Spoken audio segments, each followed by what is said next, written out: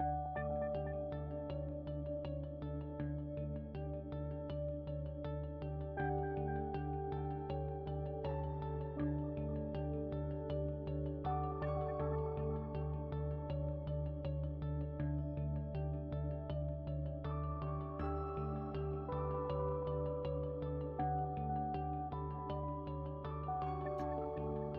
and welcome to the 14th episode of the Influential Wellnesspreneur podcast.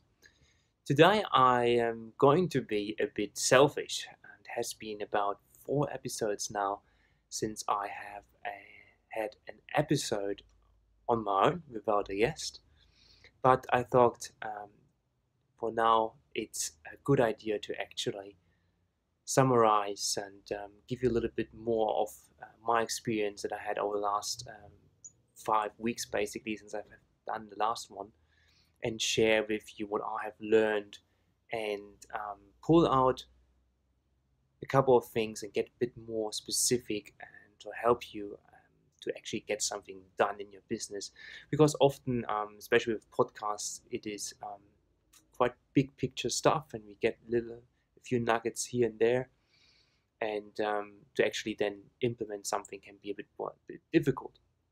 So I thought today I give you a bit more on my insight and reflect on some things that we have been talking about over the last 4 episodes.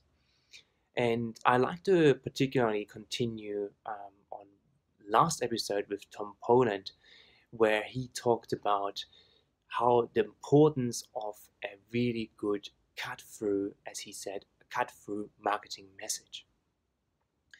Now, really, over the whole time I did the podcast, I have 2 things basically stood out to me. First is you've got to have a funnel, an online funnel to make your online presence work, which is about creating a customer journey for your audience. So a step-by-step pathway your audience, if they decide so, go on so they can get more and more in touch with your business, understand more about who you are, what you're about, and especially what value you have to offer. Now, this is one thing, but all of this starts with a really good marketing message to actually grab the attention in the first place with someone, so that they can actually explore further who you're about and what your funnel is about, and actually start getting into this. Now, Tom said 99% of marketing messages don't work, and he also said that's probably being quite generous with it. I mean, that tells us something, right?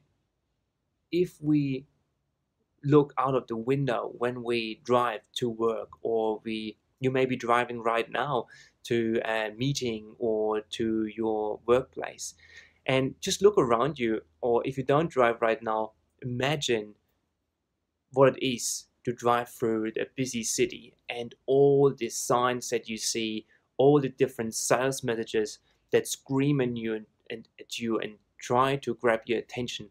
And some people say actually there's several thousands marketing or sales messages that we get bombarded with every single day.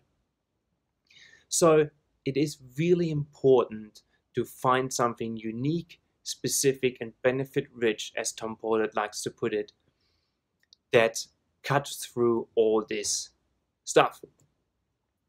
So, and I today want to talk about the validated intuition approach to find your cut-through marketing message.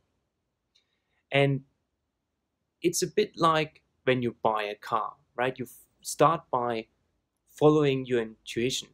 So you think, I need a car that has really nice leather seats. I also think I need a really good GPS that's easy to use. I need 250 horsepower, and I need a really nice sunroof. That's what you start with. And then you go to the different car dealers, you try to find the different options and find the car that you really want. So you go to the car dealer and then you start validating your assumptions. It's pretty much hypotheses that you stated or came up with your intuition in the first place, or with your guesses, and then you start to validate them, and you may find out that you don't need 250 horsepower. You actually fine with 150 horsepower because the car that you're just driving right now has a turbocharger and it gets you what you need. You realize that easy to use GPS is really good, but you also realize it's really hot outside, the sun is hitting the roof, and your nice sun rooftop is not so good after all. So intuition is a really good starting point to get something out there, but then you need to find ways on how you validate what you have come up with your just relying on your intuition. So that's why I say validated intuition approach. I'm a strong believer of the emotional things. I'm a strong believer that we have a really good intuition, gut feeling, or whatever you like to call it. And for me, it's like a higher power that works with you. And if you set the right intention, it will direct you in the right way. And why I'm saying this is because I have experienced that really strongly in my life, and I like to tell you what I mean with that. Some of you may know, I grew up in a very small village with 200 people, and the way things work there is a very strong community sense, and it's very close-minded in some ways. So for me, I always thought that there was something more, and I always got this feeling inside me, in my gut, and just there was something that told me there's more. You need to get out. You're supposed to do something else. You're supposed to do something different. Be different. Do something different. Go out. See the world. Do something. And I basically suppressed it, and this feeling got stronger and stronger. The more I suppressed it, the more I ignored it, the stronger that feeling got. It came then to a point in 1 year where it hit me with a big hammer. And I think it was because I ignored this really strong feeling that grew stronger and stronger with time. And what happened was that basically I dropped out of uni and stopped pretending to study, because I wasn't anymore, because I did not like what I was doing. My dear grandfather died of cancer, and I had a really quite extreme car accident, which almost cost my life and the life of my best friend, Alex. This it basically made me to wake up and really think about what I was doing. And the feeling was there again to do something different. So I decided to follow that feeling, follow my heart, follow my gut, follow what the universe was telling me. And I started to thrive. I left the small village. I went to Switzerland. From there, I went to Australia and finished my study as best in my intake, and also finished with honors. Now, what I'm saying is I followed this intuition and thrived. Now, I believe that the universe always helps you, nudges you, and you can trust this, because at the end of my study, it's this feeling, another feeling, started very slightly, very slowly to come up inside me again. And this time, I followed what I was, what I got basically. So it started really small again. That I talked to people who are general managers of big hotels, because that's what I wanted to be. That's why I thrived. That was my goal. But more I talked to them, I realized that's not really me. It's not really what I want to do. I don't want to climb the corporate ladder. And different little books came to me, like Think and Grow Rich by Napoleon Hill, The Millionaire's Mind by T. Harv Eker, and other little nudges from the universe, I like to call it, that showed me a different path, a different way. And I told myself, I'm not going to wait for the big hit again. This time I'm going to follow it right away. And again, I started to thrive. Things started to fall in place. So this for me is a big proof that there is a massive value that comes from your heart, that comes from your gut feelings, that from the universe, that you have to trust. But it's also just a start, especially when it comes to your efforts of making your business work, your wellness business work, or what you do try to achieve with your business. You have to start somewhere. So when it comes to creating your marketing message, think about what your gut feeling, your intuition tells you that marketing message needs to be. When you start thinking about your audience, you know a lot already. You have a feeling of what that audience needs. You come up with one message, but don't come up with just one. Try to come up with 5 or 10 that are very different to each other. That really make different points. Use systems like unique, specific, and benefit-rich, as Tom Poland suggested or suggests in his training. But then come up with different versions based on what you think is right, based on your intuition. Now, when you have that, you really have to start and validate that and talk to your audience, try testing. I always say to people, and I hear it from many others as well, that the online world especially is trial and error. And everyone says, yes, I understand that, but nobody actually is doing it. Like, you actually have to test your hypothesis that you came up with based on your intuition. So for instance, I created a landing page and I was giving away a PDF, several PDFs with video training on how to get yourself out there, how to present yourself as an expert in your industry and reach your ideal client, engage the one client that really will pay what you're worth, right? That's what we want. We want to reach those people who are willing to pay what we're really worth and don't suck us dry. And if you worked with clients before, which I'm sure many of you do, you know exactly what I mean by the clients that suck you dry and don't pay you much. We all have those, right?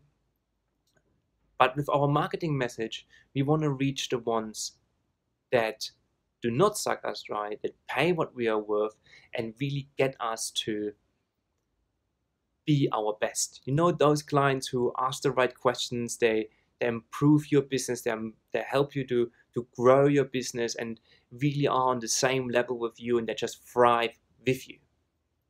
These are the ones that we want to get to.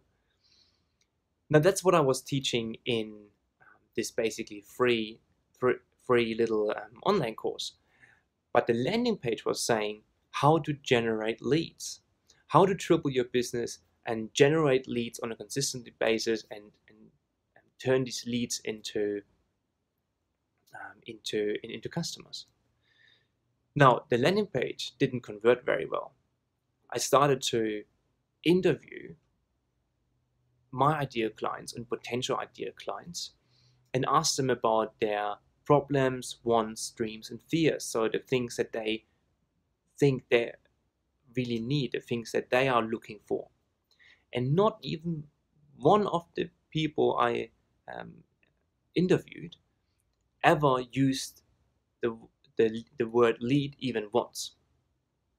So although what I was offering, what I was giving away was what everyone wanted, that's what I found out in the interview as well. They wanted this, but I used the wrong language. I used the wrong message on my landing page so they would actually understand where the value is and that what I offer is actually what they want. So I started off with what I thought, my gut feeling, my intuition said that my target audience needed, but I didn't actually validate it. So it's extremely important that you come up with different messages and then validate which one is the one that actually works with your audience. Because it's really about what language your audience uses to express the problems and fears and dreams and goals that they have. Because if you do not have that exact wording that they use, you will not create the emotional connection with your audience. And that's what at the end it is all about, creating a connection, an emotional connection with your audience, because people buy emotionally and they're justified logically. I really like that saying. Say it again. People buy emotionally and justify logically.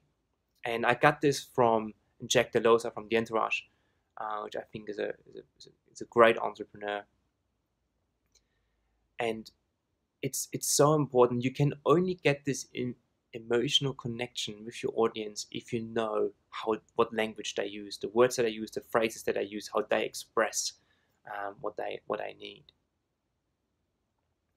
So you can do this through interviews, but you can also do this through something called A/B testing. And for those who don't know what I mean with A/B testing, it's basically tools that you can put on your website. That's for layman's terms, that where you can create, let's say, your landing page. You can create two versions of your landing page, and you make this tool send 50% of the traffic that comes to this landing page to one version and 50% to the other version. And then you can actually validate which message works better. So, for instance, instead of one landing page, I say create 10 leads per month in 12 weeks guaranteed. The other one I can say add another $1,000 to your monthly income with an effective online presence. And then I can see which version, which actual message that I put on this page converts a visitor into a lead or a contact, as you will. So these are two different approaches, and I think they work best in combination. So you start talking to your audience and ask them about their goals. Try to ask them about what's a normal day like in regards to your offering. So they actually tell you a story, and you don't lead them to the answer, because it can be sometimes a problem. You really have to let them talk. You have to ask them about what's a normal day look like, and then try to ask the right questions to get to the point where they will tell you, without you leading them to it, that will tell you the problems that you need and the link to actually create your message. With that, you can fairly easily create a couple of different marketing messages that you then can test with A/B testing. And platforms like ClickFunnels, they have that integrated. I'm pretty sure Leadpages has it as well. You can have plugins for WordPress that do it for you, or if you use Shopify, there's a plugin that you can use to do A/B testing on your Shopify website. So there's lots of stuff out there which is easy to use, and so you can implement this testing. Okay, so this is the validated intuition approach. Trust your gut feeling to get started with your message. Use customer interviews to get a bit more specific and to understand the language that your audience uses to refine your marketing messages. And then use A/B testing to actually validate what you came up with in the first place. When you've done that, I'm very confident that you can come up with a really strong cut-through marketing message that will really engage your ideal client and gets you something that really works, so your audience gets on your customer journey that you have created online and ultimately becomes a customer. I would love to hear your comments. I would love to have your thoughts on what you think about this approach, where you think you may run into troubles or issues of actually implementing this. I'm pretty sure, I know it takes a bit of effort to do that, but please remember, if you talk to an agency or to other coaches, marketing gurus, and they tell you you have to create an ebook and then do Facebook advertising, you have to come up with a model of your product, and then you have a graphic or infographic of that model, and that's what you put on Facebook advertising or Google advertising. And then you get an email nurturing sequence that you come up with based on just whatever you think is right. This is all just guesswork. And this is also the number one reason why I have so many people coming to me and say, I've been to agency I, to marketing guru B, and they told me to do all different things, and I went from one thing to another and spent thousands of dollars, and at the end it didn't get me anywhere. It's because all of this stuff is guesswork, and you have to find something that validates this guesswork. And yes, intuition is very important and gets you started, but you can't be naive about it and have to look at it from a business point of view and start validating what you came up with. So let me know what you think about that, and where you think you would run into some trouble in actually implementing this, so I can help you out and get moving with the validated intuition approach. Sign up for the podcast, subscribe to the podcast so you can watch to the next one. You don't miss the next episode. And I really look forward to have you here next week again. Thank you. If you would like to find out more about how Sebastian can help, shoot him an email on sebastian@thewellnesspreneur.com.au. His website link, along with the social links and email, are in the show notes, so check them out. Don't forget to subscribe to the Influential Wellnesspreneur podcast so you don't miss an episode, and get involved in our social community. We look forward to seeing you next week when we interview our next inspiring wellnesspreneur. Until then, have fun.